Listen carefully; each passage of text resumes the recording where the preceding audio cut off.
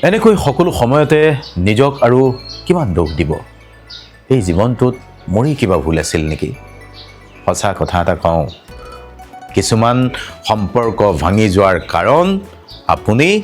মুঠেই নহয় কেতিয়াবা মানুহ সলনি হয় কেতিয়াবা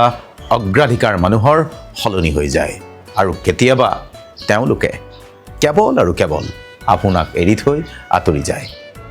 তাৰ অৰ্থ এইটো নহয় যে আপুনি পৰ্যাপ্ত নাছিল আপুনি যিমান মৰম দিছিল ভাল পোৱা দিছিল সেয়া সঁচা আছিল আপুনি যিমান চেষ্টা কৰিছিল সেয়া আন্তৰিকতাৰে কৰিছিল